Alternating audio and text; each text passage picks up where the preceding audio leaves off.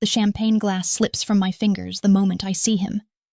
Dante Colazzi, the man I fled from 3 years ago, standing behind the bar of this upscale restaurant like a king surveying his empire, his broad shoulders draped in a black suit that probably costs more than my monthly rent, his dark hair swept back in that careless way that used to make my fingers itch to mess it up. My date, Marcus, doesn't notice my trembling hands or the way all the blood has drained from my face as the server leads us to table 7, chattering about the chef's special and the wine pairings, her voice becoming white noise against the roaring in my ears. I should run. I should grab my coat and disappear into the Seattle rain like I did that night in Brooklyn 3 years ago, when I overheard him casually ordering someone's death over the phone, while I stood frozen in his office doorway. But Dante's obsidian eyes have already found mine across the candlelit room, cutting through the ambient chatter and soft jazz like a knife, and the predatory smile curling his lips tells me everything I need to know. He recognizes me. He's been waiting, and I just walked straight into his carefully laid trap. Isadora, you okay? Marcus's voice breaks through my spiral, his hand warm and concerned on my elbow, and I force myself to smile at this kind, uncomplicated man who thinks the most dangerous thing about tonight is whether the seafood risotto will live up to the Yelp reviews. He knows me as Issa Moretti, freelance graphic designer, cat mom to an orange tabby named Galileo, the woman who takes her coffee with oat milk and rewatches Pride and Prejudice when she's sad. But he doesn't know about the girl I used to be when I lived in Brooklyn, when I wore designer dresses instead of thrift store finds, when I fell desperately in love with a man whose hands could be gentle on my skin one moment and orchestrating violence the next. I'm fine, I lie, sliding into the chair the server pulls out for me, my back to the bar because I cannot, absolutely cannot, keep looking at Dante without Marcus noticing the way my entire body has gone rigid with a combination of terror and something far more dangerous that I refuse to name. Just a headache coming on, probably the weather change. The lie tastes bitter on my tongue, but lies have kept me alive for 3 years. Lies and distance, and the careful construction of a life so deliberately ordinary that no one from my past would ever think to look for me here in rainy Seattle, 2,000 miles from the glittering, blood-soaked world I left behind. Marcus launches into a story about his latest tech acquisition, his enthusiasm boyish and endearing, and I try to focus on his words, on his clean-cut handsomeness, and his uncomplicated dreams of IPOs and vacation homes in the San Juan Islands. But I can feel Dante's presence like a physical weight pressing against my spine. I know without looking that he's watching me, cataloging every detail, noticing that I've cut my hair shorter and dyed it a darker shade of brown, that I've lost the expensive highlights and the manicured nails, that I dress like someone trying to disappear rather than someone trying to be seen.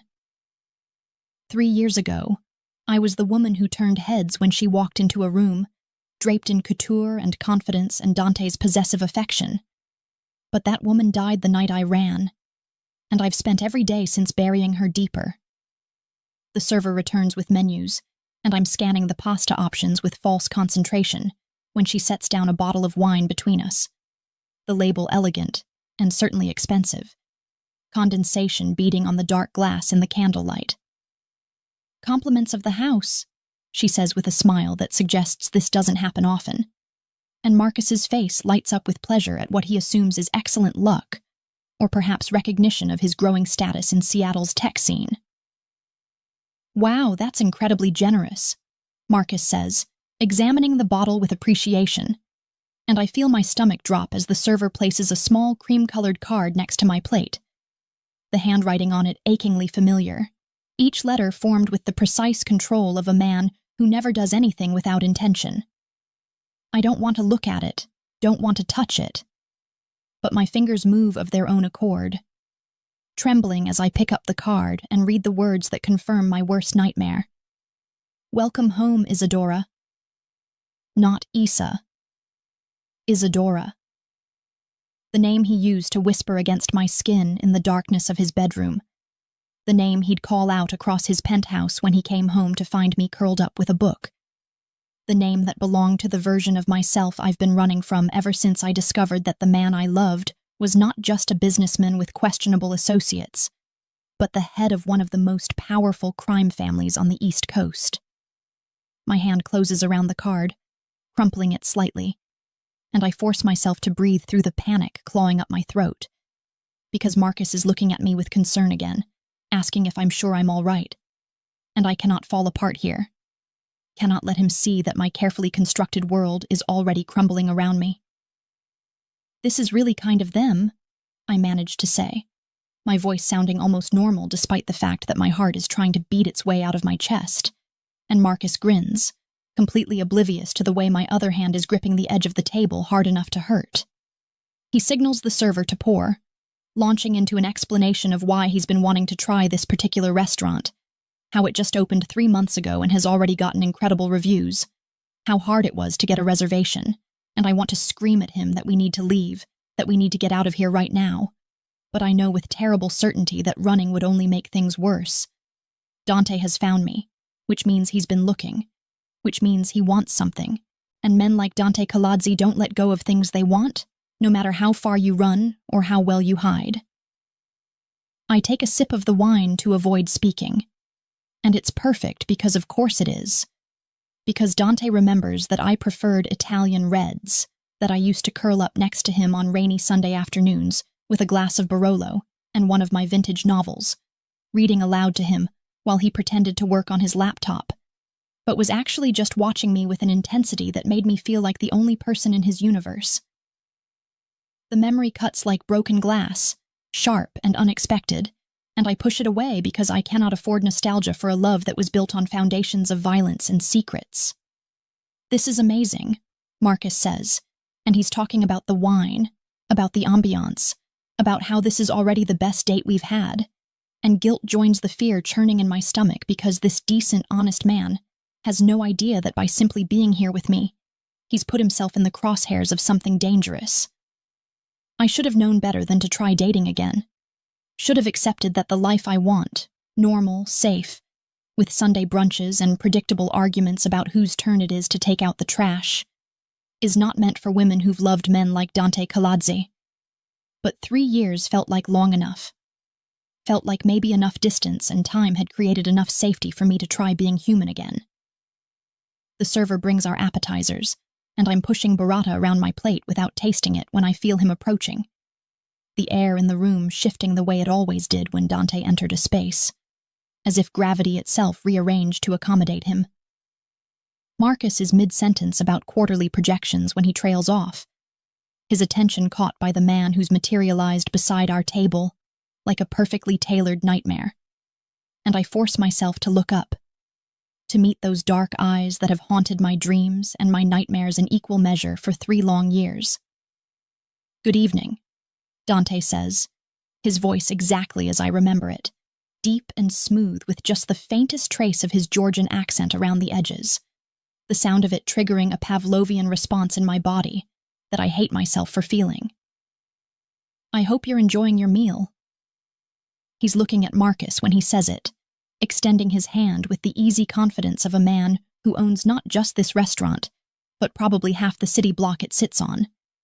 But his attention is entirely focused on me, cataloging my reaction, reading my body language the way he always could, seeing things I desperately want to hide. "It's incredible," Marcus responds enthusiastically, shaking Dante's hand with the firmness of a man who thinks he's meeting a successful restaurateur, rather than someone who could have him disappeared between the appetizer and the main course. "You've created something really special here." He gestures to the wine. "And thank you for this, completely unexpected, and incredibly generous." Dante's smile doesn't reach his eyes as he finally allows his gaze to settle fully on me, and I feel stripped bare under that look, as if the 3 years and 2,000 miles have evaporated, and I'm still that girl who used to wait up for him, despite not knowing if he'd come home with blood on his hands. "It's a special occasion," he says softly, and then he reaches for my hand before I can pull it away, lifting it to his lips in a gesture that Marcus probably reads as European charm, but I recognize as a claiming. a reminder of ownership. Isadora and I are old friends, aren't we, amore mio? The Italian endearment hits me like a physical blow, and I feel my carefully constructed composure cracking as his lips brush against my knuckles, as his thumb finds my pulse point and presses down just enough to feel how frantically my heart is racing. We knew each other in New York, I say, proud of how steady my voice sounds even though I'm screaming inside, even though his touch is igniting nerve endings I thought I'd successfully killed. A lifetime ago. 3 years, 2 months, and 16 days, Dante corrects, his eyes never leaving mine, and the precision of it, the fact that he's counted every single day I've been gone, sends ice water through my veins. But who's counting? He releases my hand finally, straightening to his full height, and I resist the urge to wipe his touch off my skin, knowing that any sign of distress would only intrigue him further. I hope you don't mind if I join you for a moment. It's not often I get to catch up with old friends. Marcus, bless his uncomplicated heart, gestures enthusiastically to an empty chair, completely missing the way I've gone absolutely still, the way every muscle in my body is coiled tight with the fight-or-flight response. Dante settles into the chair with the fluid grace of a predator making itself comfortable, and he's so close now that I can smell his cologne, something expensive and woodsy that I used to bury my face in when he held me, that used to cling to his shirts that I'd steal to sleep in. The familiarity of it makes my chest ache with a longing I have no right to feel, not for a man whose world is built on violence, no matter how much my traitorous heart still remembers what it felt like to be loved by him. So how do you two know each other? Marcus asks, because of course he does, because normal people ask normal questions at normal dinners, not understanding that some questions open doors better left closed. Dante's smile is all sharp edges as he looks at me, waiting to see how I'll answer, what story I'll construct. And I know that whatever I say, he'll contradict if it serves his purpose. We'll reshape the narrative to suit whatever game he's playing. Isadora used to work for my family's company, I say carefully, threading truth with omission, because I did technically work for one of the Colazzi legitimate businesses, even if my real role was being the woman who made Dante smile, who he came home to, who he trusted with parts of himself he showed no one else. It was a long time ago. She's being modest, Dante interjects smoothly, his fingers drumming a pattern on the table that I recognize. It's the rhythm he used to tap against my hip when we'd lie in bed together, talking about everything and nothing until dawn. She was indispensable. In fact, when she left so suddenly, without even a goodbye, it created quite a void. The words are pleasant enough, but there's steel underneath them. A reminder that my disappearance wasn't just a personal abandonment, but a professional complication in a world where complications get people killed. Marcus laughs, completely oblivious to the undercurrents threatening to drown us all. Well, Seattle's gain is New York's loss then, he says, reaching over to squeeze my hand in a gesture of affection that feels obscene in its innocence. And I see something dark flash across Dante's face before he masks it with another smile. Indeed, Dante murmurs, and then he leans back in his chair, utterly relaxed, as if he has all the time in the world to sit here and systematically dismantle the life I've built. I've actually been expanding my business interests to the Pacific Northwest. Opening this restaurant was just the beginning.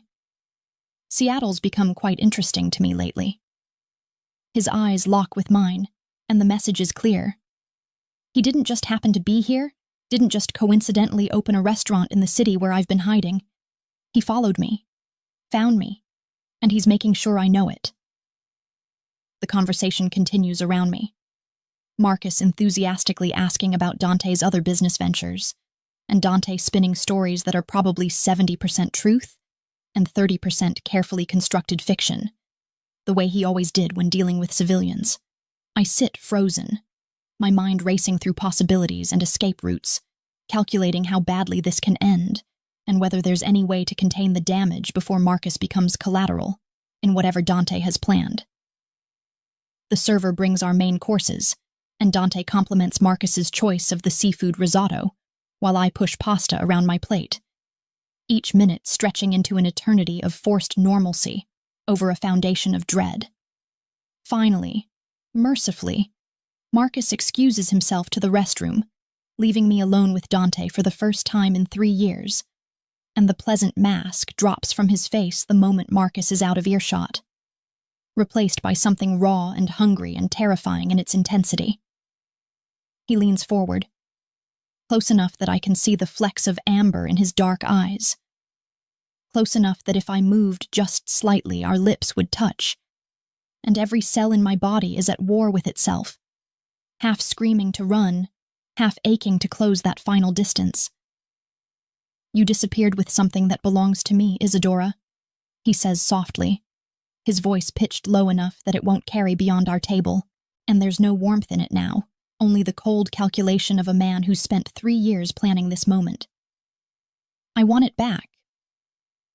My mind reels trying to understand what he means, because I didn't take anything when I left except my cat and a duffel bag of clothes, didn't grab jewelry or money or anything that could be traced. "I don't know what you're talking about," I whisper, my hands clenched into fists under the table to keep them from shaking. His smile is sharp enough to cut. "Don't lie to me. You were in my office that night, the night you ran. Security footage showed you leaving with your bag, and 2 hours later documents went missing from my safe.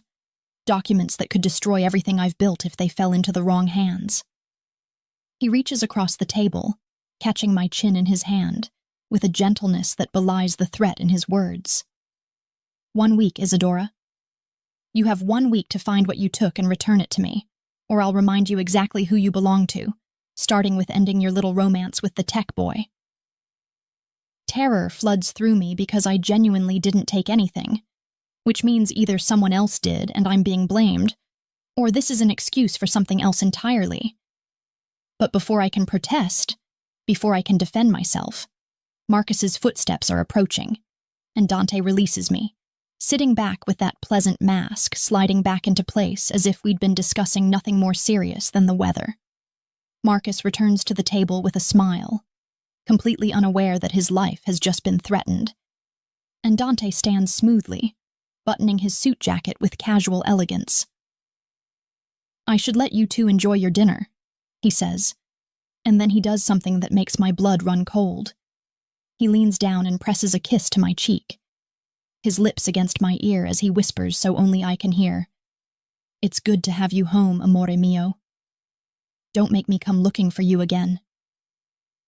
He straightens, shakes Marcus's hand one final time with that killer smile, and walks away, leaving me sitting at table 7 with the taste of expensive wine turning to ash in my mouth and the terrible certainty that the life I've built is already over, that Dante Colazzi has found me, and this time, he has no intention of letting me go.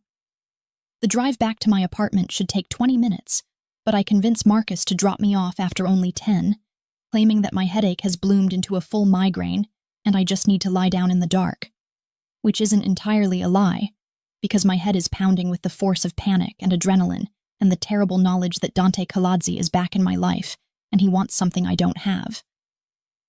Marcus is sweet about it, concerned and apologetic as if somehow the evening's disaster is his fault, and the guilt of deceiving him sits heavy in my chest as I kiss his cheek and promise to text him tomorrow, knowing even as I say it that there won't be a tomorrow for us, that I need to end this, before his kindness gets him killed. I watch his taillights disappear into the Seattle drizzle, and I'm fumbling for my keys with shaking hands when I see it. The black Mercedes idling at the curb across the street. Its windows tinted dark enough to be illegal, and I don't need to see inside to know who's waiting for me. For a wild moment, I consider running, bolting into my building and barricading myself inside my tiny studio apartment as if that would do anything except delay the inevitable. But I've learned enough about Dante's world to know that running only makes things worse, that men like him interpret flight as guilt, and guilt as permission to escalate. The rear door of the Mercedes opens as I stand frozen on the rain-slicked sidewalk, and Victor emerges from the driver's seat. Victor with his scarred hands, and his surprisingly gentle smile, who taught me to shoot a Glock in the basement of Dante's Brooklyn brownstone because Dante insisted that any woman in his life needed to know how to protect herself, though from what I now understand was never entirely clear. "Miss Isadora," Victor says, his accent thicker than Dante's, his expression apologetic in a way that tells me he knows exactly how much I don't want to get in that car. "Boss says please, he just wants to talk. No trouble tonight." The tonight hangs in the air like a threat and a promise. And I think about the fact that Victor has probably disappeared people for Dante, has probably done things that would make my blood run cold. But he also used to bring me coffee exactly how I liked it without being asked, and once helped me rescue a stray kitten from a storm drain. "And if I say no?" I ask, even though I already know the answer. Already know that Dante didn't send Victor as a request, but as a courtesy, giving me the illusion of choice when we both know I have none. Victor's expression doesn't change, but something sad flickers in his eyes. "Then I have orders to bring you anyway, but this way is better, yes? More dignified." And because he's right. Because I'd rather walk into this nightmare than be carried into it. I cross the street and slide into the back seat of the Mercedes where Dante is waiting, his presence filling the confined space like smoke, overwhelming and impossible to escape. The door closes behind me with a sound of such finality that I feel it in my bones, and Victor pulls away from the curb with the smooth competence of a man who's driven getaway cars and funeral processions with equal skill, leaving my building and my carefully constructed normal life receding in the rearview mirror. Dante doesn't speak at first, just watches me with that unreadable expression that used to drive me crazy when we were together. When I'd try to guess what he was thinking, and he'd smile and tell me that some mysteries were better left unsolved, and I can smell his cologne in the enclosed space, mixed with the leather of the seats and something darker that might be gun oil, or might just be my imagination painting everything with the brush of danger. "You look good," he finally says, his voice low and intimate in the darkness of the car, and I hate that the compliment sends warmth through me despite everything, despite the 3 years, and the fear, and the very real threat he poses to everything I've built. Different, but good. The shorter hair suits you, though I miss being able to wrap it around my fist. The casual mention of our physical intimacy, delivered in that same tone he might use to discuss the weather, makes heat flood my face, and I turn to look out the window so he won't see my reaction. "Where are you taking me?" I ask, watching the familiar streets of my neighborhood give way to the gleaming high-rises of downtown Seattle. And I already know the answer before he speaks, because of course Dante would position himself at the top of the city, literally and metaphorically, establishing his kingdom in the clouds the way he did in New York. "Home," he says simply, and the possessiveness in that single word makes my stomach clench because he doesn't mean my apartment with its second-hand furniture and its view of a parking lot. He means wherever he is, as if the concept of home is intrinsically tied to his presence. "We have things to discuss that require privacy, and I thought you'd prefer not to have this conversation in a restaurant where your date might return to check on you." The mention of Marcus is calculated, a reminder that Dante knows exactly where I live, who I see, what my life looks like now, and the implied threat to Marcus hangs unspoken, but clear between us. The Mercedes glides to a stop in front of one of Seattle's most exclusive residential towers, the kind of building with a doorman who knows better than to ask questions, and security cameras that can be made to malfunction at convenient moments. And Victor opens my door with that same apologetic expression that tells me he understands exactly how trapped I am. Dante's hand finds the small of my back as we walk through the lobby, a gesture that probably looks protective or romantic to the doorman, who nods respectfully at Dante. But I can feel the steel underneath the gentleness, the unspoken reminder that he could break me as easily as he could hold me. The elevator ride to the penthouse is silent except for the mechanical hum of our ascent, and I catch our reflection in the mirrored walls. Dante in his perfectly tailored suit looking like he owns the world, and me in my thrift store dress looking like a ghost of the woman I used to be when I stood beside him. when I wore couture and confidence like armor. The elevator opens directly into his penthouse. Because of course it does. Because men like Dante don't share hallways with ordinary people. And I step into a space that makes my breath catch in my throat for all the wrong reasons. The penthouse is decorated with pieces from our old apartment in Brooklyn, the vintage Art Deco bar cart I found at an estate sale, the Moroccan rug we bought together on a weekend trip to a flea market in the Catskills, the abstract painting I convinced him to buy from a struggling artist in Bushwick, even though he thought it was overpriced. My books line the built-in shelves, their spines familiar and accusing, and on the mantel above the fireplace sits the coffee mug I used every morning, the one with the small chip on the rim that I refused to throw away because it was the first thing Dante ever gave me. Bought from a street vendor on our second date because I mentioned I collected vintage mugs. "You kept everything," I whisper, moving through the space like I'm walking through a museum dedicated to a life I thought I'd buried. And the evidence of Dante's preservation of our shared history feels like both a love letter and a threat. Proof that he never let me go, even when I thought I was free. "Of course I kept everything," Dante says from behind me, close enough that I can feel the heat of him without touching. And when I turn, he's holding 2 glasses of wine, the same Barolo he sent to our table at the restaurant. Because apparently tonight is about drowning me in memories until I can't tell past from present. "Did you really think I would erase you, Isadora? That I would pack up your things and move on as if you were just another woman who passed through my life?" He hands me a glass, his fingers brushing mine in a touch that feels deliberate, calculated to remind me of all the times those hands brought me pleasure. And I take it because refusing would show weakness, and I have so little power in this situation that I need to cling to whatever scraps of dignity I can maintain. "I hoped you would," I admit, taking a sip of wine that tastes like regret and longing, and all the reasons I ran in the first place. "I hoped you'd forget about me and move on and find someone else who could live with what you do without lying awake at night, terrified of losing you to violence or prison or your own darkness." The honesty spills out of me unchecked.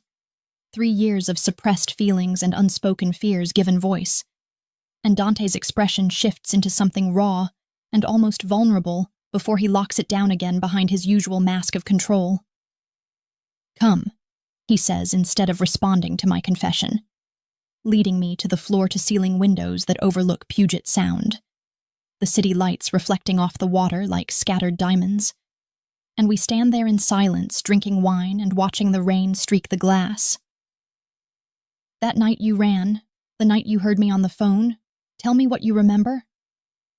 The question catches me off guard because I expected demands, threats, intimidation, not this quiet request for my version of the story that ended us. And I find myself answering because what does it matter now? What harm can the truth do when he's already found me and taken away any illusion of safety I might have had? "I came to bring you dinner because you'd been working late for weeks and I was worried about you. And I heard you through your office door telling someone that it needed to be clean, that you didn't want any evidence, that the target had to disappear completely." The memory is as sharp as broken glass even 3 years later. The way my blood had run cold, the way my hands had started shaking so badly I nearly dropped the container of pasta I'd made. "And then you laughed, Dante. You laughed and said something about making sure his family got the message. And I realized that the man I loved, the man I was planning to spend my life with, was casually ordering someone's murder like it was nothing more complicated than ordering takeout." "And you ran," Dante says softly, and there's no accusation in his voice, just a terrible sadness that somehow makes this worse, makes me feel like I'm the one who betrayed him instead of the other way around. "I ran," I confirm, finishing my wine in a long swallow that burns all the way down. "I packed a bag, grabbed Galileo, and I left because I couldn't reconcile the man who brought me coffee in bed and read me poetry with the man who ordered executions, and I was terrified that if I stayed, I'd either end up dead or become someone who could live with that, and I didn't know which scared me more." The confession exhausts me, leaves me feeling stripped bare and vulnerable, and I set down my glass with shaking hands. Dante is quiet for a long moment, staring out at the rain-soaked city. And when he finally speaks, his voice is rough with an emotion I can't identify. The man I ordered killed that night was named Alexei Volkov, he says. And the name means nothing to me, but I can hear the weight of it in his voice, can feel the significance of it pressing down on us both. He was the younger brother of Viktor Volkov, head of the Russian syndicate that's been trying to expand into our territory for the past 5 years. And 3 weeks before you heard that phone call, Alexei murdered my sister. The words hit me like a physical blow, stealing my breath, because Dante never talked about his family beyond vague mentions of his parents being dead, never shared the details of his past or the losses that shaped him. And I realize with horrible clarity that I ran from a man I didn't actually know, made assumptions about his motivations based on fragments of conversations I didn't understand. You never told me you had a sister, I whisper, and it sounds like an accusation even though I'm not sure who I'm accusing. Him for keeping secrets, or myself for not asking the right questions. Had, Dante corrects, and there's a world of grief in that single syllable. Her name was Tatiana, and she was 23 years old, studying art history at Columbia, completely uninvolved in the family business, and Alexei took her to send me a message about territorial boundaries and consequences. He turns to face me fully now, and I can see the pain etched into the lines around his eyes, the weight of loss he's been carrying. He kept her for 3 days before he killed her, and what he did to her in that time. His voice breaks, actually breaks, and I've never seen Dante lose his composure like this.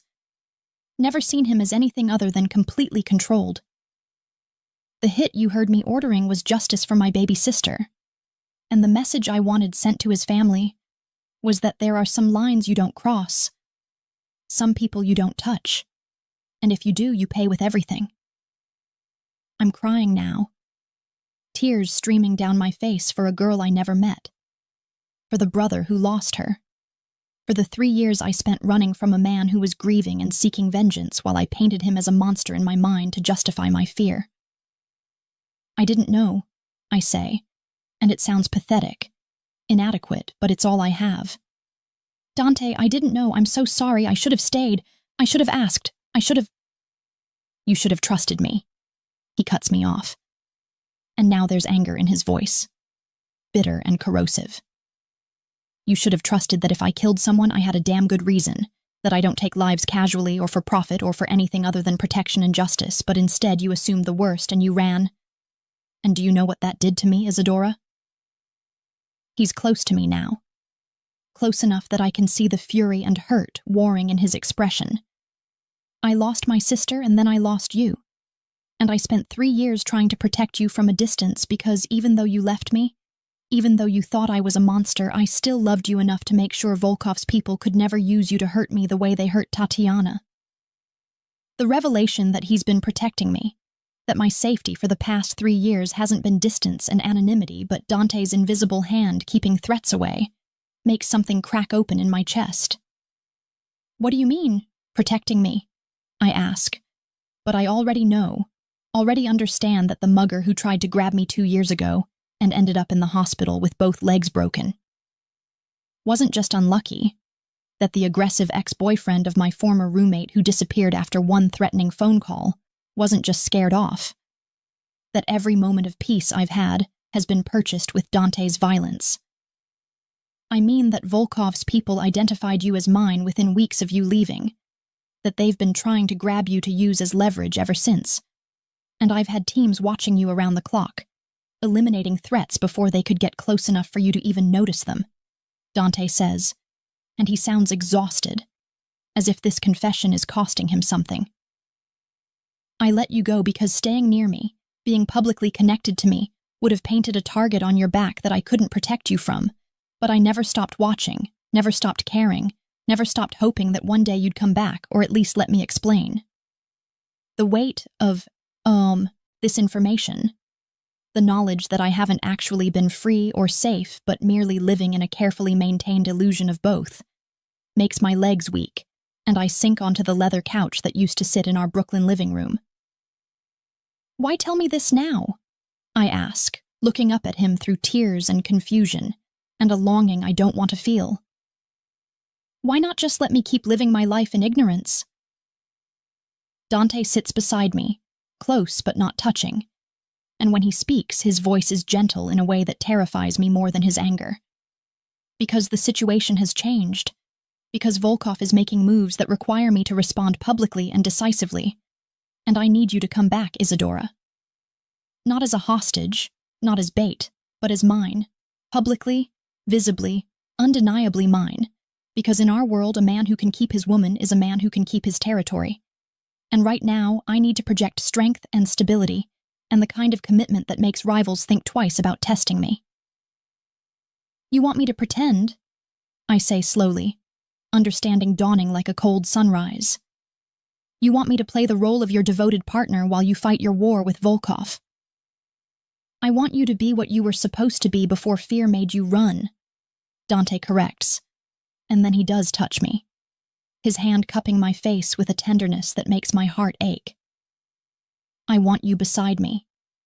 Not because I'm forcing you, but because you choose to be there. And in return, I'll give you the truth you should have had 3 years ago. Complete transparency about my business. About the threats. About everything." He pauses, his thumb brushing away my tears. "But I need your answer tonight, Isadora, because tomorrow I have a meeting with people who will ask about you, and I need to know whether to tell them you're mine or whether I need to make other arrangements for your protection when this war escalates."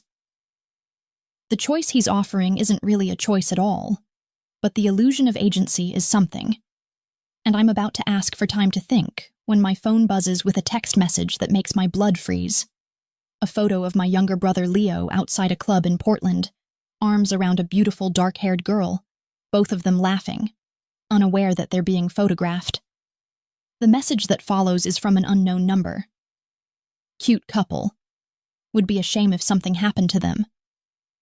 Dante's expression turns to stone as he sees my phone screen, and when he speaks, his voice is deadly calm, in a way that's more frightening than rage. "That's Natasha Volkov," he says, pointing to the girl in the photo with Leo. "Viktor Volkov's daughter, and your brother has been seeing her for 3 weeks, which means he's already in play whether you agree to help me or not." He takes my phone, forwarding the message to himself, before handing it back.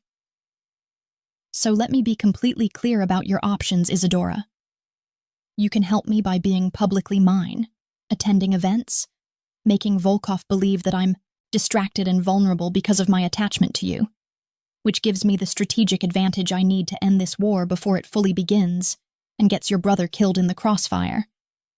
Or you can refuse, and I'll do my best to protect Leo from the shadows, but I can't guarantee his safety if he's romantically involved with Volkov's daughter, and you're not actively working with me." The trap closes around me with the inevitability of fate, and I realize that this was always where we were heading from the moment I walked into that restaurant. That Dante has been maneuvering me into this position all night, with the skill of a chess master moving pieces into checkmate. "If I agree," I say carefully, my mind racing through implications and consequences, "what exactly would you need from me?" "Attend events with me as my fiancé, be seen at the restaurant, live here where I can keep you safe, and help me extract your brother from Volkov's daughter before he becomes a permanent liability," Dante lists off, and then his expression softens slightly. "And maybe, if you can find it in yourself, give me a chance to prove that the man you fell in love with 3 years ago is still here underneath the monster you convinced yourself I became." The request for a second chance, delivered with such careful vulnerability, breaks something open inside me, and I find myself nodding before I can think better of it, agreeing to step back into the world I fled because the alternative is watching my brother die for the crime of falling for the wrong girl. "One condition," I say, and Dante raises an eyebrow, waiting. "Complete honesty from here on out. No more secrets, no more protection through ignorance, no more making decisions about my safety without telling me. If I'm doing this, if I'm walking back into your world, then I need to actually be in it. not just a chess piece you move around the board. Dante's smile is sharp and pleased, and he extends his hand like we're sealing a business deal rather than potentially signing my death warrant. Complete honesty, he agrees, and when I take his hand, he pulls me close, his lips brushing my ear as he whispers, "Welcome home, amore mio, and try not to fall in love with me again, because this time when the war is over and the dust settles, I won't let you leave." The promise sounds like a threat and a prayer, and as I stand in his penthouse surrounded by the artifacts of our shared past, I realize with terrible clarity that the most dangerous part of this agreement isn't Volkov or his threats or the violence that's coming. It's the fact that I never actually stopped loving Dante Kaladze, and now I'm giving him the opportunity to make me fall all over again, knowing that this time there will be no running, no escape, and no going back to the simple life I tried so hard to build in the wreckage of our love. I wake up in Dante's penthouse to the smell of coffee and the disorienting realization that I've slept in his bed, alone, because despite everything, despite the possessive words and the heated looks, and the way his presence still makes my skin feel too tight, he was a gentleman last night and took the guest room after I nearly collapsed from emotional exhaustion somewhere around 2 a.m. The sheets are Egyptian cotton with a thread count that probably rivals the GDP of a small country, and they smell like him. That intoxicating combination of cedar and bergamot, and something indefinably Dante that makes my traitorous body respond with a warmth I absolutely should not be feeling, given that I'm essentially being blackmailed into playing the role of his devoted fiancée to help him win a mob war. The morning light filters through the floor-to-ceiling windows, turning the Seattle skyline into something almost beautiful, despite the ever-present rain clouds. And for a dangerous moment, I let myself imagine that this is my life now, that I belong in this penthouse with its million-dollar view and its carefully preserved memories of the woman I used to be.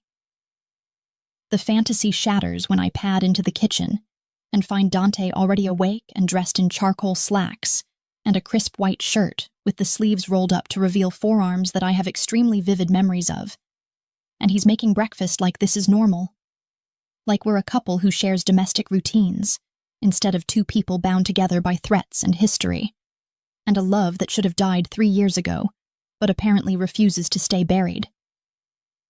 "There's a closet full of clothes in the bedroom," he says without looking up from the eggs he's scrambling, his voice casual as if informing me that he's stocked an entire wardrobe in my size is just a minor detail rather than further evidence of how thoroughly he's planned this reunion.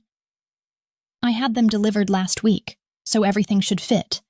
And there's makeup and toiletries in the bathroom if you want to freshen up before we discuss the details of our arrangement." The fact that he had clothes delivered last week, before he even approached me at the restaurant, before he gave me the illusion of choice, makes anger flare hot in my chest alongside the fear and the unwanted attraction. "You were very confident I'd agree to this," I say, accepting the coffee he slides across the marble countertop. Prepared exactly the way I like it with oat milk, and 1 sugar because of course he remembers, because Dante Kaladze forgets nothing and forgives even less. "I was confident you'd do anything to protect your brother," Dante corrects, meeting my eyes with that unflinching directness that used to make me feel seen, and now just makes me feel exposed. "Leo is your only family. The person you've been supporting financially through college even when you were working 3 jobs to make rent in this expensive city. And I knew that presenting you with a threat to him would override any personal reluctance you might have about stepping back into my world."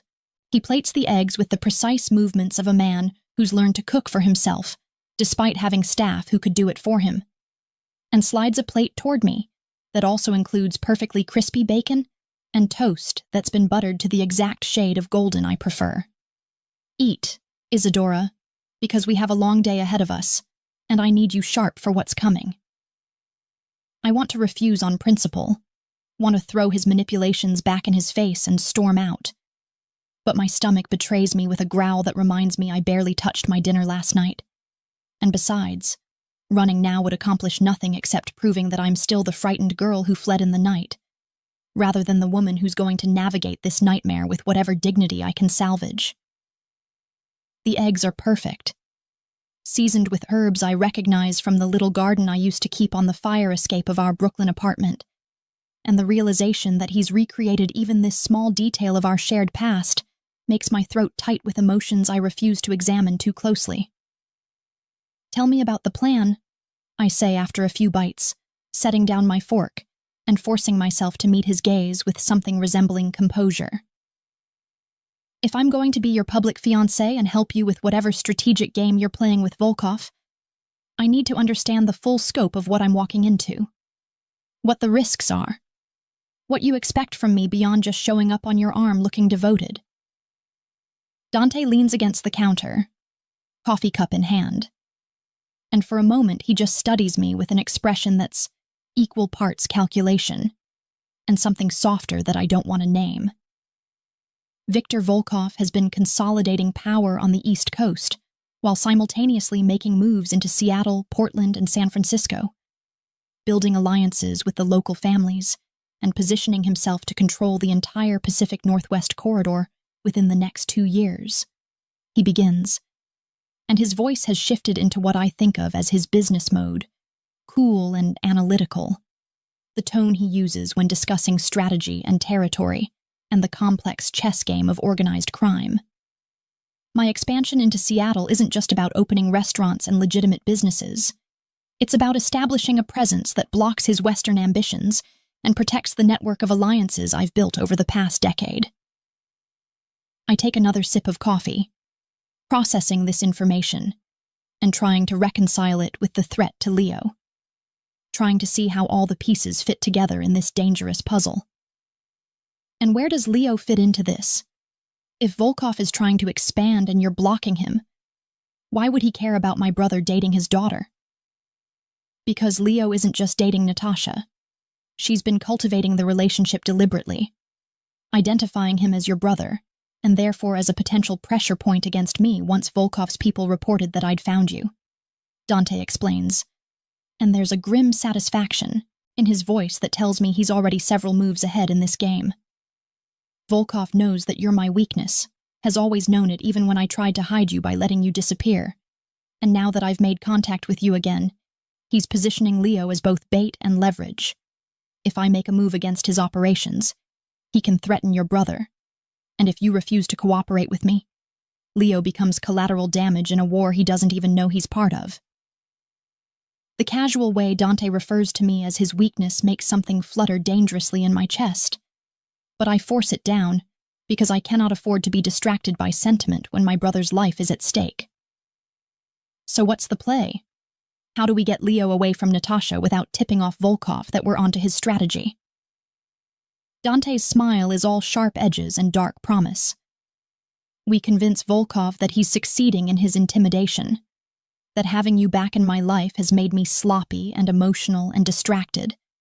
And while he's focused on watching us and waiting for the right moment to strike, I systematically dismantle his Seattle operations and extract Leo by making it look like a natural breakup rather than a tactical extraction. He sets down his coffee and moves closer, close enough that I can feel the heat radiating off him. But for that to work, you and I need to sell this reunion convincingly. We need to be seen together publicly. We need to look like a couple so consumed with each other that I'm making strategic mistakes, and that means attending events, being photographed, and generally playing the part of star-crossed lovers reunited against all odds. The idea of pretending to be in love with Dante when the feelings churning inside me are anything but pretend feels like playing with fire. But I nod, because what choice do I have? Because Leo's safety is worth whatever damage this proximity to Dante might do to my carefully reconstructed heart. What kind of events are we talking about? Charity galas and restaurant openings, or something more directly connected to your business interests? Both, Dante says, and now he's close enough to touch me, his hand coming up to brush a strand of hair behind my ear in a gesture so achingly familiar that I have to suppress a shiver. There's a charity auction tomorrow night at the Four Seasons. All of Seattle's elite will be there, including several of Volkov's business associates who will report back to him about our appearance together. You'll need to wear something that makes a statement, something that tells everyone looking that you're mine. and that I'm willing to display my claim publicly despite the strategic vulnerability that creates. His fingers trail down my neck, and I know I should step back, should establish boundaries, but I'm frozen by the intensity of his gaze and the memories of all the times those hands brought me pleasure. I have a dress being delivered this afternoon, midnight blue silk that will match your eyes and make every man in that room wish they were me and every woman wonder what you have that inspires such devotion. You're very sure of yourself, I manage to say, proud that my voice doesn't shake despite the way my pulse is racing under his touch. What makes you think I'll be able to convincingly play the part of a woman in love with you when the last 3 years have been spent trying to forget you even existed? Dante's laugh is low and dark, and filled with a confidence that should annoy me but instead sends heat pooling in my belly. Because you never stopped loving me, Isadora, no matter how hard you tried to convince yourself otherwise, and I can prove it. Before I can protest, before I can muster any defense, his mouth is on mine and I'm kissing him back with a desperation that obliterates 3 years of distance and denial, my hands fisting in his shirt as his arms band around me like steel. And it's everything I remember and more. The way he tastes like coffee and possession. The way his tongue explores my mouth like he's reclaiming territory that always belonged to him. The way my body responds to his touch like it's been waiting for this reunion, even when my mind insisted it wanted nothing to do with him. When he finally pulls back, we're both breathing hard, and his eyes are molten with desire and satisfaction, and something that looks dangerously like love. That's how I know you'll be convincing, he says, his voice rough. And I hate that he's right. Hate that my traitorous body has betrayed me so completely.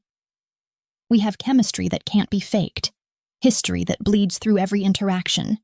And despite everything that's happened, despite the fear and the running and the 3 years of separation, you want me as much as I want you. I should deny it. Should put distance between us and reassert some kind of control over this situation. But instead, I find myself asking the question that's been haunting me since last night. If you've been protecting me all this time, if you still cared, why wait until now to make contact? Why let me spend 3 years thinking I was free when you could have found me at any time? Dante's expression shifts into something painful and honest. Because you left looking for safety and normalcy, and I loved you enough to try to give you that even if it meant giving you up, and I told myself that as long as you were alive and happy, I could bear the loss of having you in my life.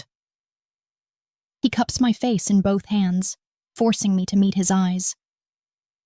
But then Volkov started making moves that put you directly in danger. Moves that required me to either step back and watch you become collateral damage or step forward and pull you back into the world you escaped. And I'm selfish enough, Isadora, that I chose the option that gives me another chance with you, even if it means exposing you to risks you spent 3 years avoiding. The raw honesty in his confession does something dangerous to my defenses. Makes me want to believe that this is about more than strategy and protection. That maybe the man I fell in love with is still in there somewhere underneath the calculated crime boss. What happens after? I ask quietly. After we've dealt with Volkov and extracted Leo and played out this charade for however long it takes, what happens to us then? That depends entirely on whether you can forgive me for the secrets I kept, and whether I can forgive you for running instead of trusting me, and whether we can build something real on the foundation of manipulation and necessity that's bringing us back together now, Dante says, and there's a vulnerability in his voice that I've never heard before. I want you back, Isadora, not as a strategic asset or a weakness to be protected, but as my partner, my equal, the woman who challenged me and called me on my bullshit and made me want to be better than the violence and darkness that defined my life before I met you. He pauses, his thumb stroking my cheekbones with devastating tenderness. But I also know that I can't force that. Can't manipulate you into loving me the way I manipulated you into this arrangement, so I'm asking, not demanding, not threatening, just asking, for the chance to prove that we're worth the risk. The request, delivered with such careful sincerity, breaks through the last of my resistance, and I find myself nodding even though I know I'm probably making a terrible mistake. even though I can already feel myself falling back into patterns I swore I'd never repeat. One chance, I say, my voice barely above a whisper. Complete transparency, equal partnership, and the first time you lie to me or make decisions about my life without consulting me, I walk away and you let me go without interference. Agreed, Dante says immediately, and then he seals the promise with another kiss that's softer than the first. Less about claiming and more about cherishing. And I let myself sink into it because if I'm going to do this, if I'm going to step back into Dante Colazzi's dangerous world, I might as well stop fighting the attraction that's been there since the moment we met 5 years ago in a Brooklyn coffee shop when I spilled my latte on his expensive suit, and he laughed instead of getting angry. The rest of the morning passes in a strange domesticity that feels both foreign and familiar. Dante showing me the security system and the panic buttons hidden throughout the penthouse, walking me through the schedule of events we'll be attending over the next 2 weeks, explaining the key players in Volkov's organization that I need to recognize on site. He's patient with my questions, thorough in his explanations, and true to his promise of complete transparency in a way that makes me cautiously hopeful that maybe this partnership could actually work. The dress arrives at noon, delivered by a personal stylist, who also brings shoes and jewelry and everything I'll need for tomorrow night's event, and when I try it on, I understand why Dante was so specific. The midnight blue silk clings to my curves like it was painted on, the neckline just low enough to be provocative without being vulgar, and the slit up the side shows exactly the right amount of leg to make a statement. "You look devastating," Dante says from the doorway of the bedroom, his eyes dark with appreciation and possession. And I feel powerful in a way I haven't since I left New York, like I'm reclaiming parts of myself that I buried along with my old life. Volkov's people won't be able to look away, which is exactly what we need. All eyes on you means fewer eyes on what I'm actually doing behind the scenes. The reminder that this is all strategic, all part of a larger plan, helps me maintain some emotional distance, even as I admit to myself that I like the way Dante looks at me, like I'm something precious and dangerous in equal measure. "Tell me about tomorrow night," I say, stepping out of the dress carefully so the stylist can make final adjustments. Who will be there, what I need to know, how we should play this. Dante settles into the chair by the window, his expression shifting into planning mode. The event is a fundraiser for the Seattle Art Museum, black tie, around 300 guests, including most of the city's social elite, several city council members, and at least a dozen people with ties to Volkov's organization. He ticks off points on his fingers, each one a piece of the careful strategy he's constructing. "We'll arrive fashionably late to maximize impact. I'll introduce you as my fiancé, which will surprise everyone because I've been deliberately single and unavailable since moving to Seattle. And we'll work the room together. Charming, attentive to each other, completely believable as a couple so in love that they're making strategic mistakes." "And what kind of mistakes will you be making?" I ask, genuinely curious about how he plans to sell this vulnerability to people who must know him as anything but weak. His smile is sharp and knowing. "I'll be distracted, overly protective of you, making business decisions in public that I should be keeping private, generally acting like a man so consumed with his woman that he's not paying attention to his empire the way he should be." He stands, crossing to where I'm standing in my underwear and a silk robe, seemingly unbothered by the intimacy of the situation. "And you'll play the woman who's completely devoted to me, who hangs on my every word, who makes it clear through body language and subtle gestures that you're mine in every way that matters." The possessiveness in his phrasing should bother me, but instead it sends a thrill through me that I absolutely should not be feeling. "This feels dangerous," I admit, voicing the fear that's been growing all morning. Not the Volkov threat or the strategic implications, but this. I gesture between us, trying to articulate the way proximity to Dante is already eroding my careful defenses. Pretending to be in love with you when I'm not entirely sure I'm pretending. Playing a role that might become reality before I'm ready to deal with the consequences. Dante's expression softens, and he reaches out to tuck a strand of hair behind my ear in that gesture that's becoming dangerously familiar again. "Then don't pretend," he says simply. "Just be honest about what you feel, even if what you feel is confused and angry and scared and still in love with me despite every reason you have to hate me. And I'll do the same. And we'll see where honesty takes us when we're not hiding from each other or from ourselves." The proposition is terrifying in its simplicity. But before I can respond, before I can agree or protest or demand more time to think, Dante's phone buzzes with an alert that makes his entire demeanor shift from vulnerable to lethal in the space of a heartbeat.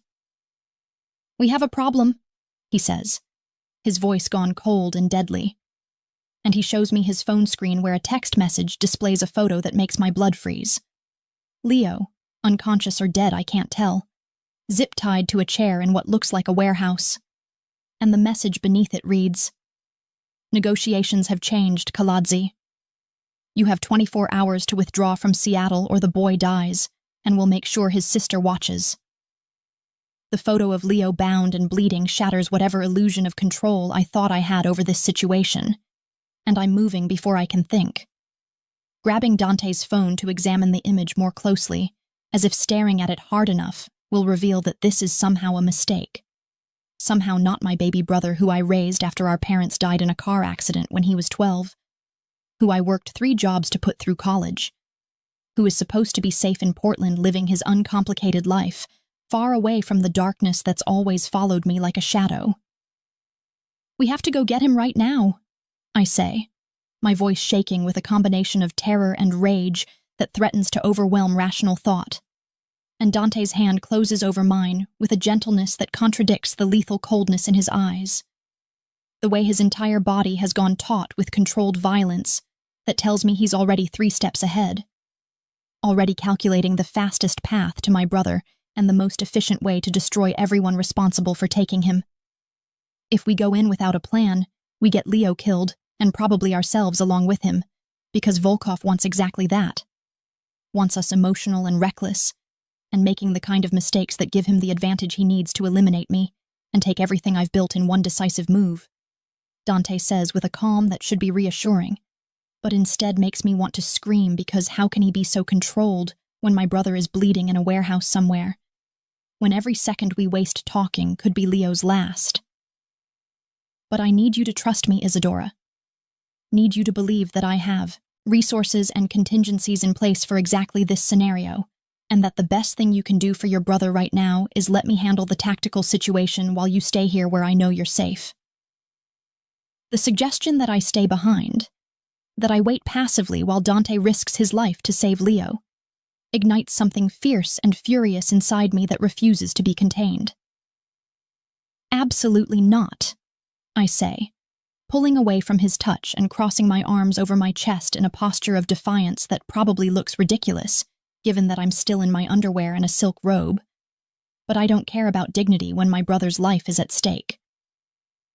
Leo is my responsibility, my family, and if you think I'm going to sit here in your tower drinking wine while you play hero, you don't know me as well as you think you do. And whatever partnership we agreed to this morning dies right here if you try to sideline me when it matters most. Something flashes across Dante's face. Surprise, maybe, or respect, or possibly just resignation that he's not going to win this argument. And he pulls out his phone to make a series of rapid-fire calls in a mixture of English and Georgian that I can only partially follow. But the tone is clear. He's mobilizing his people, calling in favors, and activating whatever network of soldiers and informants he's built in Seattle over the past months. Victor is tracking the phone that sent the photo. Mikhail is reviewing security footage from every camera within a mile radius of Natasha's apartment, where Leo was last seen. And I have 3 teams ready to move the moment we have a location, Dante says once he's finished. And then he fixes me with a look that's equal parts command and plea. But if you're coming with me, and I can see that you are regardless of what I say, then you need to follow my orders without question once we're in the field, because hesitation gets people killed and I cannot, will not lose you the same way I lost Tatiana. The mention of his sister, The raw pain that bleeds through his controlled exterior when he speaks her name reminds me that Dante understands this terror intimately, has lived through the nightmare of losing family to violence, and I force myself to take a breath and nod because he's right. Because my emotional investment makes me a liability unless I can channel it into discipline. I'll follow your lead, I promise. And then I'm moving toward the closet where he said there were clothes, pulling on black jeans and a dark sweater and boots that are practical rather than fashionable. And when I emerge, Dante is holding out a shoulder holster with a compact Glock that I recognize as similar to the one he taught me to shoot 3 years ago in that Brooklyn basement. You remember how to use this? He asks, helping me adjust the holster so it sits comfortably under my jacket. His hands efficient and professional, even though I can feel the tension radiating off him like heat. And I nod, because muscle memory is already taking over. My fingers checking the safety and the magazine with movements that come back easier than they should after 3 years of trying to be someone who doesn't know how to kill. Dante's phone buzzes with an incoming message, and whatever he sees there makes his expression shift into something predatory and satisfied. Victor found them, abandoned warehouse in the industrial district near the port. Heavy security, but nothing my people can't handle. And the metadata on the photo confirms it was sent from that location less than 10 minutes ago, which means Leo is alive, and Volkov is waiting for our response. He's already moving toward the door, grabbing his own jacket and checking his weapon with the practiced ease of someone for whom violence is just another tool in the arsenal. And I follow him into the elevator that descends so fast my stomach drops, my mind racing through worst-case scenarios and desperate prayers that we're not too late.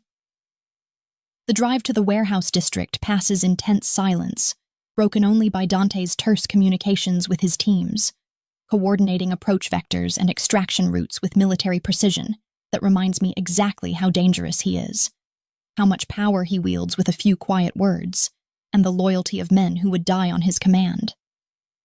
Victor meets us 3 blocks from the target, his scarred face grim as he hands Dante a tactical vest and earpiece.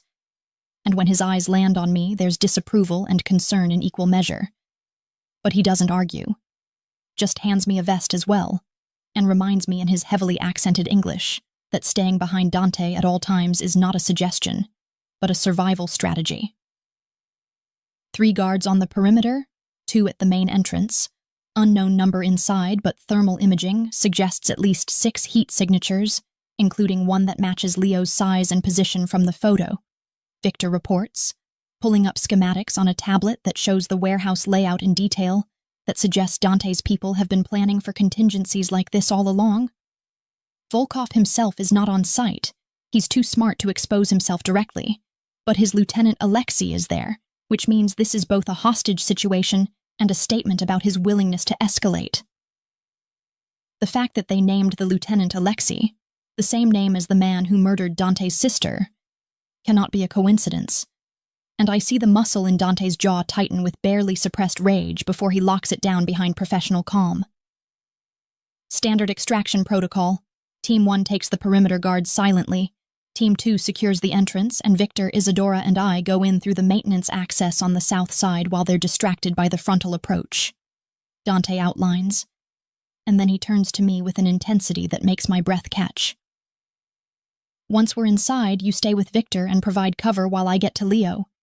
If things go bad, if you have to choose between shooting and dying, you shoot without hesitation because the Isadora I fell in love with was strong enough to do what survival requires. And I need her back right now, more than I need the version of you who's been hiding in Seattle pretending that violence isn't sometimes necessary. His words are a challenge and a reminder, and a declaration of faith in who I used to be. And I feel something shift inside me. Some final resistance crumbling as I accept that I cannot save Leo by being soft, cannot protect the people I love by pretending I'm someone I'm not. And maybe that's what I've been running from all along. Not Dante's darkness, but my own capacity for it. My own willingness to do terrible things when the people I love are threatened. Let's go get my brother, I say, checking my weapon one final time. And Dante's smile is fierce and proud as he leads us into the shadows toward the warehouse where my brother is being held, and where, I suspect, the careful balance between the life I wanted and the life I was always meant for will finally shatter beyond any hope of repair, leaving me to choose once and for all whether I'm the woman who runs from darkness or the woman who walks into it beside the man I never stopped loving, no matter how hard I tried to convince myself otherwise. The maintenance entrance yields to Victor's lockpick with barely a whisper, and we slip into the warehouse darkness like ghosts, my heart hammering so loud in my ears that I'm certain everyone within a mile radius can hear it. But Dante's hand finds mine in the shadows and squeezes once. A reminder, a reassurance, a promise that we're in this together. And I force myself to breathe through the terror and focus on the layout Victor showed us, on the fact that Leo is somewhere in this echoing space and every second counts. The warehouse smells like rust and decay, and something sharper that might be blood. And I can hear voices echoing from the main floor where pools of light cut through the darkness, harsh and industrial, illuminating a scene that makes my blood run cold. Leo tied to a metal chair in the center of the space, his face swollen and bloody, but his chest rising and falling with breath that means he's alive. He's still alive. And standing around him are 6 men with weapons drawn and expressions that tell me they're expecting us, that this whole situation is exactly the trap Dante predicted. "Kaladze, I know you're here," a voice calls out, Russian-accented and thick with arrogance, and a man steps into the light near Leo, pressing a gun to my brother's temple with casual cruelty that makes rage surge through me so powerfully that I take a step forward before Dante's hand on my arm stops me. "You have 5 minutes to show yourself and negotiate, or the boys' brains decorate this floor and we move on to finding your woman, and I promise you what we do to her will take much, much longer." The threat is delivered with a smile I can hear in his voice, and beside me I feel Dante's entire body coil with lethal intent, his breathing gone shallow and controlled in the way I remember from the rare occasions when I saw him truly, deeply angry. "Victor, take Isadora and circle around to the east scaffolding. When I give the signal, you provide cover fire while I go for Leo," Dante whispers, his voice barely audible even though his lips are right against my ear. And I want to argue, want to insist that we need a better plan than him walking into obvious danger. But the look in his eyes stops me because I can see that he's already made his choice, already accepted whatever risk this requires, because the alternative is watching my brother die. "If I don't make it out, Victor gets you both to safety, and you disappear the way you should have stayed disappeared, and you live the normal life you wanted, and you don't look back." The instruction sounds like goodbye, like Dante is preparing for the possibility that this rescue costs him everything, and something breaks open in my chest because I finally understand what he's been trying to tell me since last night, that he's been willing to sacrifice himself for my happiness all along, that letting me go 3 years ago wasn't about not loving me enough, but about loving me so much that my safety mattered more than his own happiness. "Don't you dare die on me, Dante Kaladze," I whisper fiercely, grabbing his jacket and pulling him close enough that our foreheads touch. "Not when I just figured out that I've been a coward, that I ran from the most terrifying and the most real thing that ever happened to me, and that loving you isn't a weakness but the only thing that's ever made me feel truly alive, even when it scared me, especially when it scared me." His kiss is brief and desperate, and tastes like promises we might not live long enough to keep. But then he's pulling away and moving into position, and Victor is guiding me up the metal stairs to the scaffolding, with silent efficiency that speaks to years of operations exactly like this one. From our elevated position, I can see the full scope of the trap. The 6 guards positioned in a perimeter around Leo, the exits covered. The setup designed to force Dante into an impossible choice between tactical advantage and my brother's immediate survival. But I can also see the weakness in their formation, the way they're all focused on the main entrance where they expect Dante to appear, leaving their backs vulnerable to attack from above. 4 minutes, Kaladze, and I'm getting impatient," the Russian lieutenant calls out, and then he does something that makes my finger tighten on my trigger. He strikes Leo across the face hard enough that my brother's head snaps to the side and blood sprays from his split lip, and the sound of impact echoes through the warehouse like a gunshot. Leo's eyes are open now, dazed but conscious, and I can see him trying to speak through what must be a broken jaw, see him struggling against his restraints with the kind of desperate strength that comes from knowing you're about to die. And every instinct in my body is screaming at me to start shooting, to rain down violence on everyone who dared to hurt my baby brother. "Wait for Dante's signal," Victor murmurs beside me, his own rifle trained on the lieutenant with the steady patience of a man who understands that timing is everything in situations like this. And I force myself to breathe, to trust the plan, to believe that Dante knows what he's doing, even though every second of waiting feels like an eternity. The warehouse doors explode inward with a crash that makes everyone jump, and Dante's voice booms through the space with an authority that commands attention. "Let the boy go, Alexei, and maybe I let you live long enough to crawl back to Volkov and tell him that Seattle belongs to me, that every move he makes in this city will be met with overwhelming force, and that if he ever threatens what's mine again, I'll do to him what I did to his brother." The distraction is perfect. All 6 guards turn toward the entrance where Dante has appeared, backlit by the streetlights outside, looking every inch the dangerous crime boss he is. And Victor's rifle cracks once, twice, 3 times in rapid succession, dropping the 3 guards closest to Leo before they even realize they're under attack from above. I'm firing too, muscle memory and terror and love translating into surprising accuracy as my bullets find the guard reaching for his radio. And then everything is chaos and gunfire and Dante moving with lethal grace through the space, closing the distance to Leo while Victor and I provide covering fire that keeps the remaining guards pinned and desperate. The lieutenant has his gun pressed against Leo's head now, using my brother as a human shield. And I can see the calculation in his eyes, the realization that this situation has spiraled beyond his control, and I know with terrible certainty that he's about to pull the trigger, because a dead hostage is better than a failed mission in the world these men inhabit. Time seems to slow as I adjust my aim, as I take the shot that Dante taught me 3 years ago in that Brooklyn basement. Not center mass, but the small exposed triangle of the lieutenant's head, visible above Leo's shoulder. And my bullet flies true, and the man who was about to kill my brother drops like a puppet with cut strings, and then Dante is there, cutting Leo's restraints and hauling him to his feet, while Victor and I descend from the scaffolding to cover their retreat.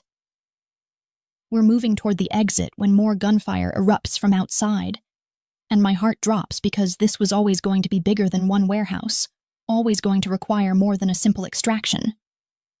But then I hear Victor on the radio saying that the perimeter teams have engaged Volkov's reinforcements, and we have a clear path to the vehicles. And somehow we're running, through the rain-soaked Seattle night, with Leo supported between Dante and Victor. And I'm covering our backs with a weapon I swore I'd never hold again. And we're alive. We're all impossibly alive. The safe house Dante takes us to is nondescript and carefully secured, and the doctor who arrives to treat Leo asks no questions about the circumstances that led to his injuries, just efficiently sets his broken jaw and stitches his cuts, and administers antibiotics for the infection that was already setting in. Leo is sedated and sleeping when Dante finds me standing at the window, watching the sunrise paint the Seattle skyline in shades of pink and gold, and his arms come around me from behind, pulling me back against his chest with a tenderness that makes tears finally spill over, because I've been holding everything together for hours, and now that Leo is safe, I can finally let myself feel the terror and relief and overwhelming gratitude that we survived. "It's over," Dante murmurs against my hair, and I know he means more than just tonight's rescue. Means that Volkov's play for Seattle has failed, that the show of force and the casualties among his men have sent a message that will echo through the entire criminal underworld. I've already arranged for Leo to relocate to Vancouver with a new identity and enough money to finish his degree and start over somewhere Volkov's reach can't find him, and Natasha has been extracted from her father's organization by her mother, who apparently has been planning a coup for months, and used this situation as the catalyst she needed to move against her husband's leadership. The information should probably shock me. The revelation that this was never just about Dante and Volkov, but about a woman seizing power in a male-dominated world. But instead I find myself smiling, because there's a poetry to it. A symmetry that feels almost like justice. "And us?" I ask, turning in his arms to face him, to see the truth in his eyes about what comes next now that the immediate crisis has passed, and we're left with only ourselves, and the question of whether what we rebuilt in the crucible of danger can survive in the light of ordinary days. "That depends on whether you can forgive me for manipulating you back into my life, for using your brother's safety as leverage, for being willing to burn down this city if it meant keeping you safe," Dante says, and there's vulnerability in his voice that I've never heard before. A rawness that tells me he's genuinely uncertain about my answer. "I want you, Isadora. Want you beside me not because of threats or strategy, but because you make me better than I would be alone. Because loving you gives me something to protect beyond territory and power. Because 3 years without you taught me that empires built on blood and fear are empty, if there's no one to share them with who sees past the monster to the man underneath." His confession breaks through the last of my defenses, and I find myself reaching up to cup his face in my hands, to trace the lines of exhaustion and worry that bracket his mouth, to memorize this moment when everything hangs in the balance between the life I tried to build and the life I was always meant for. "I forgive you," I say simply, watching the relief and hope bloom in his dark eyes. "I forgive you because I understand now that you were trying to save me in the only way you knew how. And I forgive myself for running instead of trusting that love doesn't have to be safe to be real, doesn't have to be simple to be worth fighting for. And maybe that's what I've learned through all of this. That the woman I am isn't the woman who hides from darkness, but the woman who walks into it armed and ready, who chooses love even when it's terrifying, who builds a life not in spite of the violence that surrounds us, but in defiance of it. We make love as the sun rises fully over Seattle, slow and tender, and filled with the kind of honesty that comes from surviving something terrible together. And afterward, as I lie in Dante's arms, listening to his heartbeat steady and strong beneath my ear, I think about the girl I was 3 years ago who ran from this man because she was too afraid to accept that love and danger could coexist. And I mourn her a little even as I celebrate the woman I've become. Stronger, braver, willing to fight for what matters rather than flee from what scares me.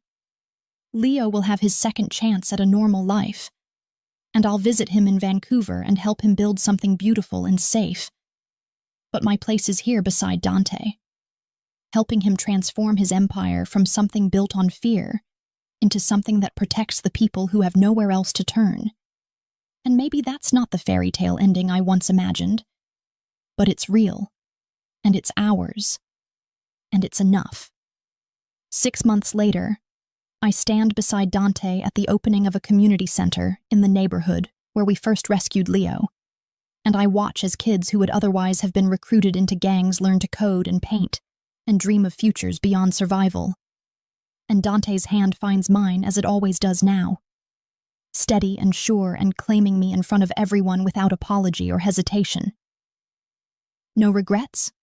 he asks quietly, and I look up at the man I love, complicated and dangerous and mine in all the ways that matter.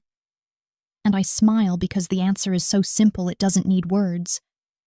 But I give them to him anyway, because Dante deserves to hear the truth spoken aloud. 3 years I spent running from the most terrifying thing I'd ever felt. But I'm done running now. Done hiding. Done pretending that safe and boring is better than dangerous and real.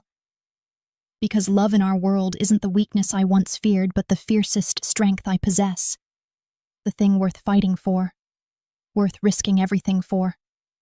Worth building a life around even when that life includes shadows and secrets, and the constant negotiation between the light we're trying to create and the darkness we can never fully escape. And if that makes me complicit in Dante's world, then so be it. Because I'd rather be his partner in the messy, complicated truth of who we are than spend another day pretending to be someone I'm not. Living a life that feels safe but hollow. choosing comfort over connection and survival over the kind of love that transforms you into someone braver and more fully alive than you ever imagined you could be.